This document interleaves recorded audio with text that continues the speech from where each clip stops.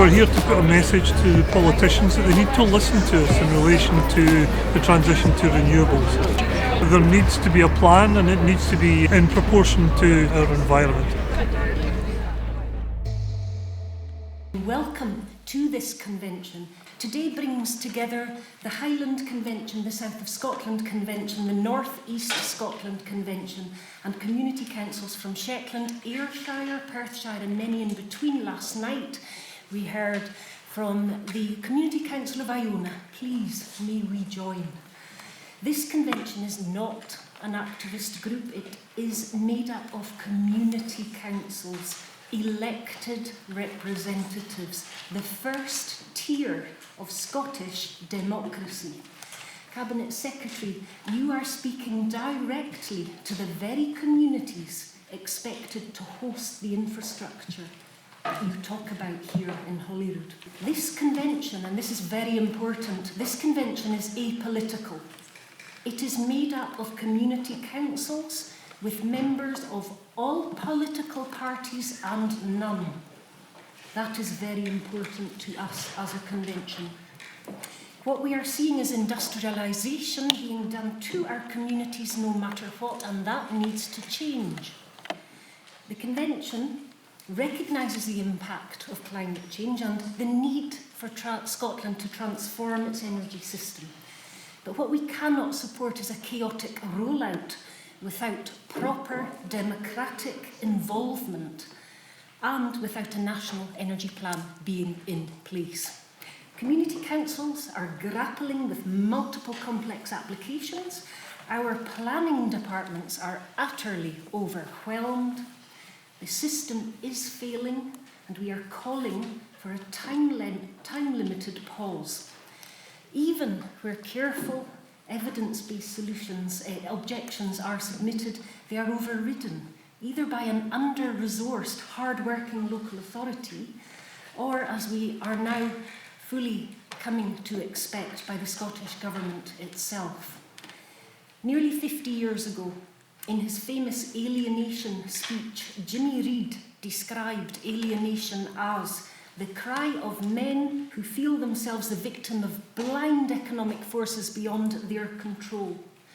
The frustration of ordinary people excluded from the process of decision-making. I can tell you now, right here in Holyrood, those words reflect precisely what is happening across rural Scotland, in our communities today.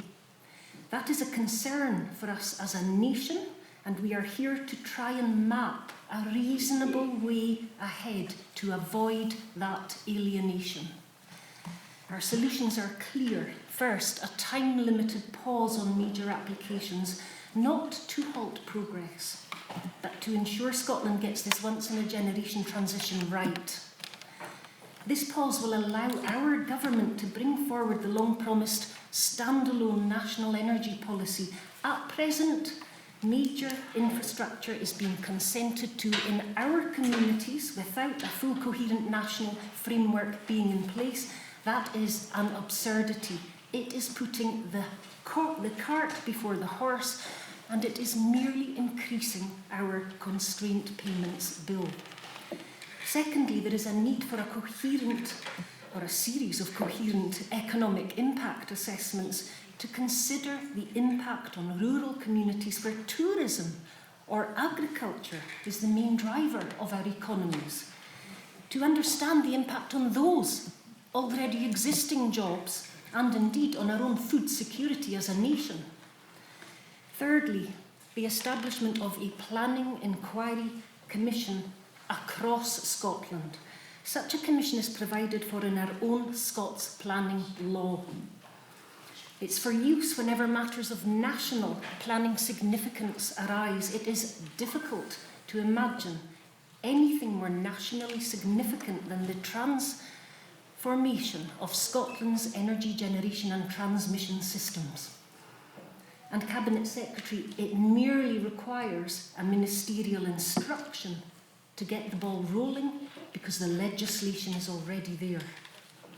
Such a commission would allow the Scottish Government to hear properly from all stakeholders and to assess the community and cumulative impacts that are currently being considered, as we all know, in a salami-sliced, piecemeal manner across Scotland, and that needs to change.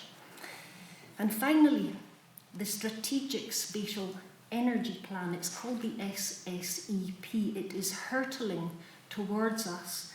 We expect, or we are told, that it will come to fruition in 2027. That document has thus far been developed with no input from communities.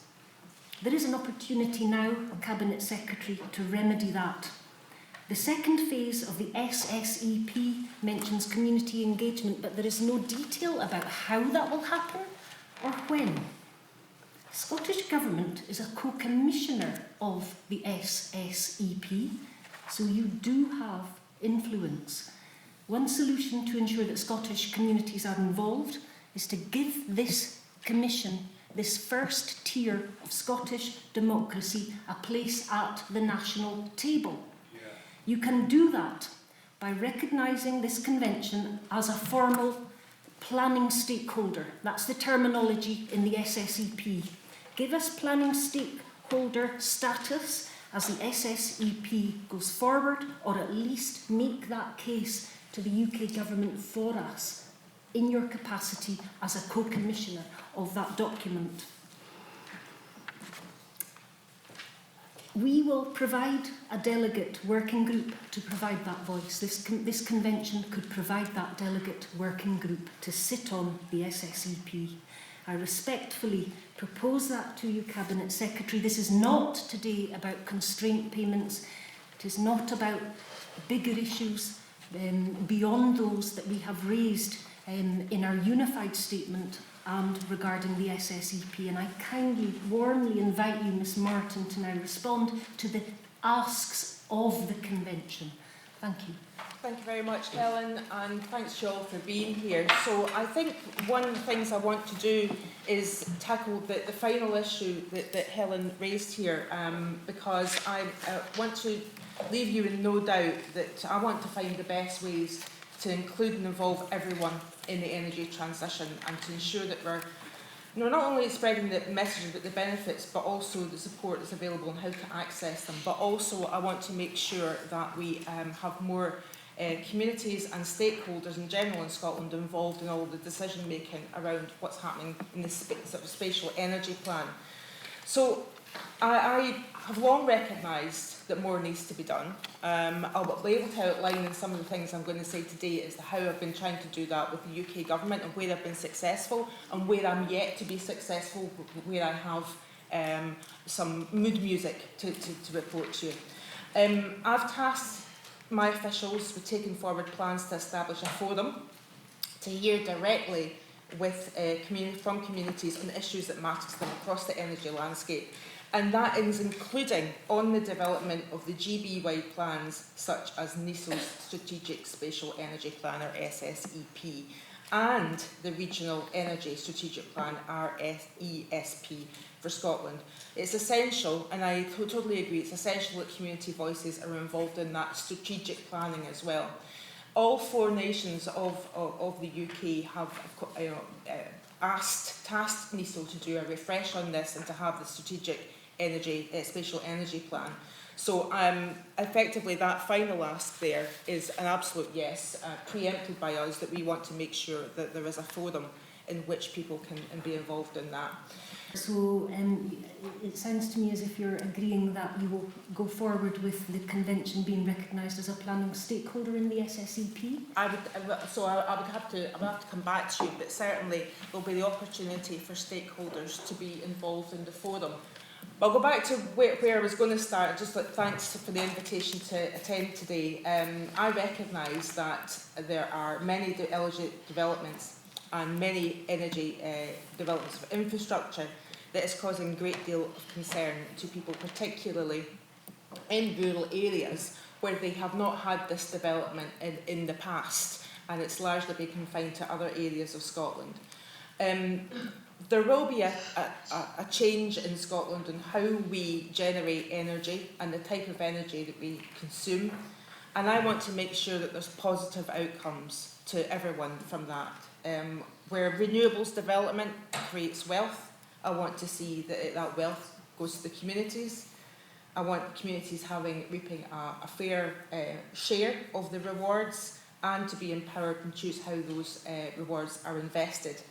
And where new renewable energy projects of development, I want communities as much as possible to have the option of owning a stake in those developments as well, if that's what they wish, community shared ownership. The transition, of course, I know has many people worried about the particular concerns about the visual impact of infrastructure in Scotland's landscape, and I acknowledge that many of you feel that you've not been informed or are part of the process of change in that way. So energy policy, as you will all know, is largely reserved to the United Kingdom government, and there are issues that I'm only able to seek to influence the UK government on. But I have recently been able to make a bit of headway, quite a lot of headway actually, on this with the current UK government after years of trying.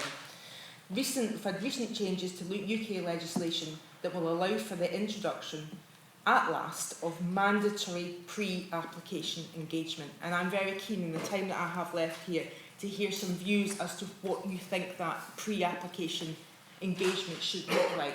Because I've also, as a part of the engagement I'm having with the UK government, I'm very clear that it's not enough just to say there has to be mandatory pre-application engagement.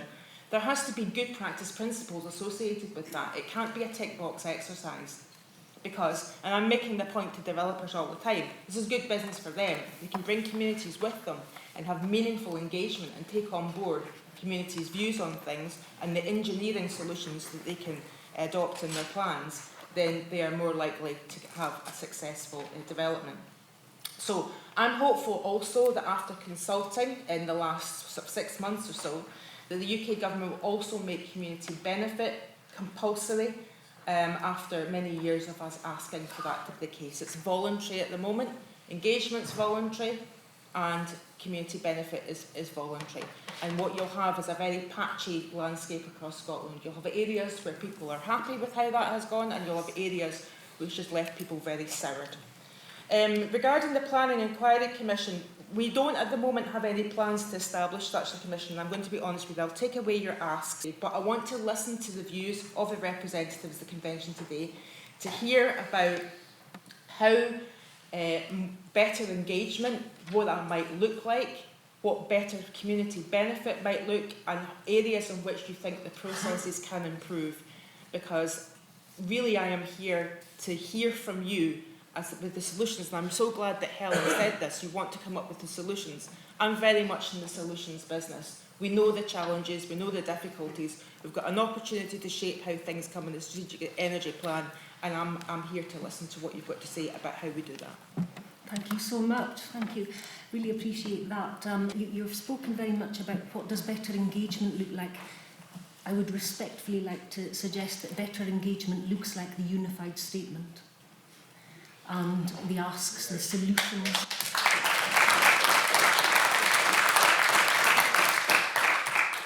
That's what it looks like, and that's what we want to discuss today.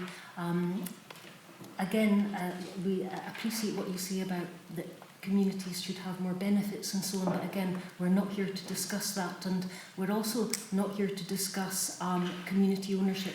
For many of the communities represented here today, community ownership is for the birds. It's already gone. Their areas have already been industrialised.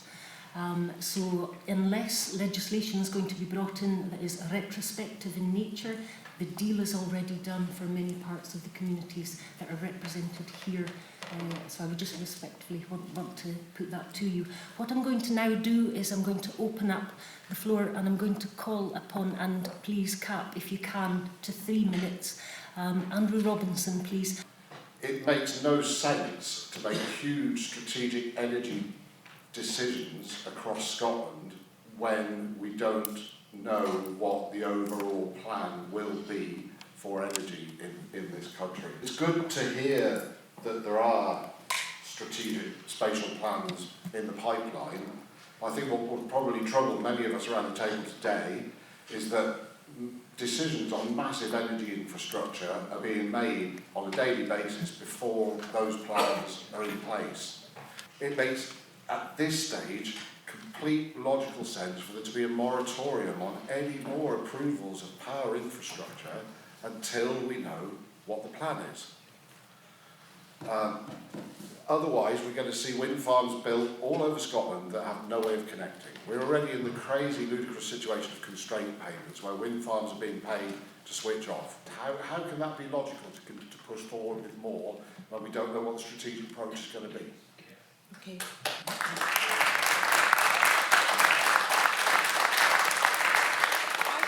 I can't answer questions on behalf of NESO, right? NESO, and you've made reference to NESO.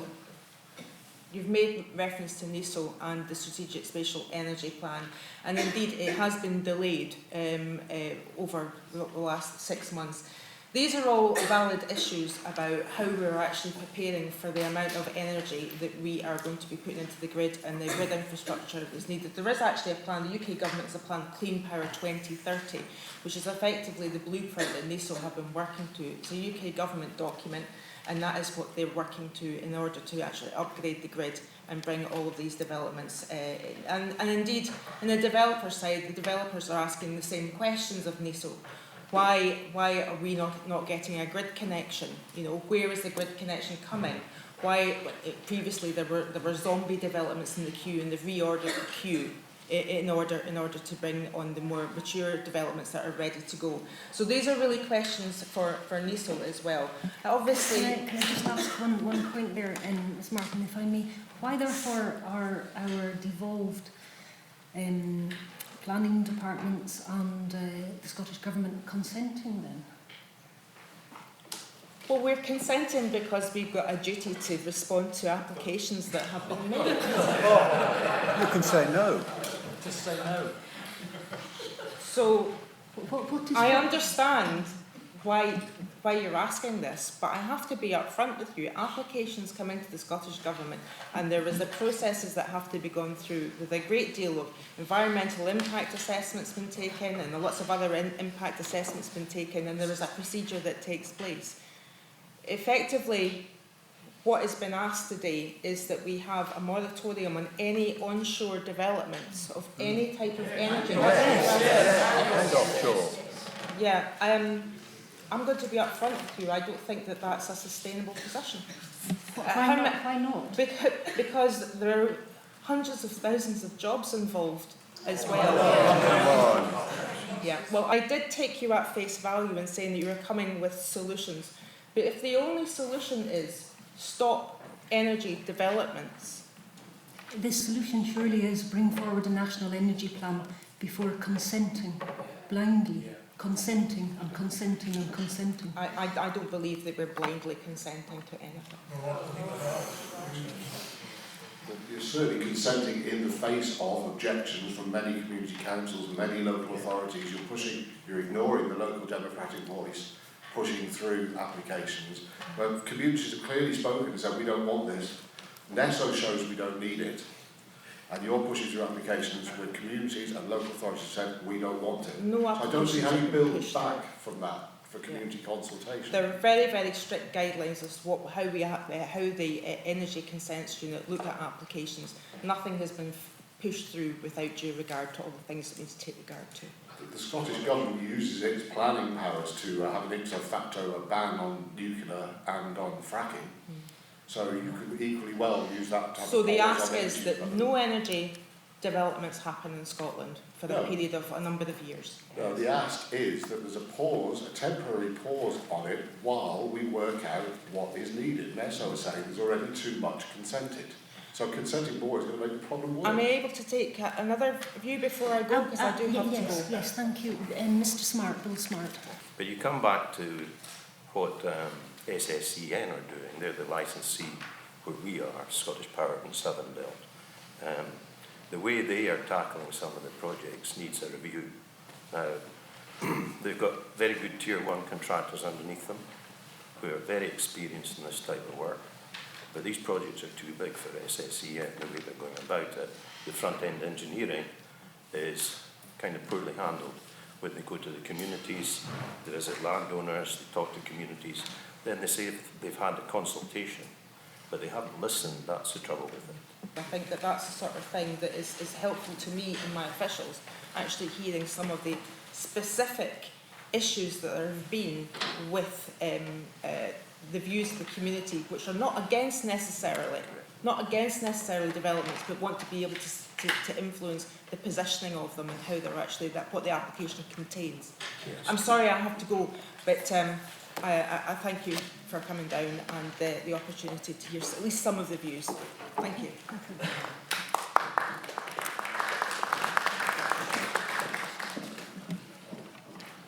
Okay.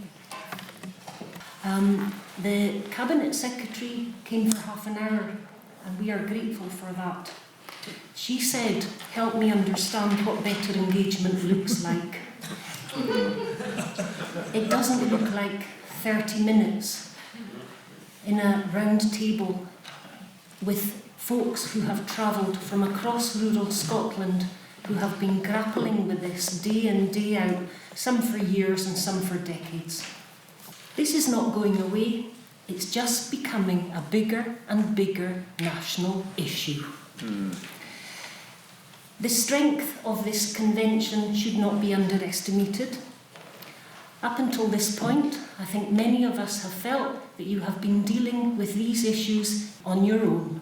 And it is very easy to pick off small, underpopulated, rural communities. It's an easy thing to do. Well, you have found each other. And what I would say to you is, it was very interesting. I was looking at a press coverage today of this convention, and it spoke about the 3 branches of the convention: south of Scotland, north east Scotland, Highland. Well, we're growing by the day. More and more community councils are coming on board. I suspect that we will see more conventions happening across the impacted areas of rural Scotland. This is not going away. Scottish Government needs to get a grip and deal with it. Thank you.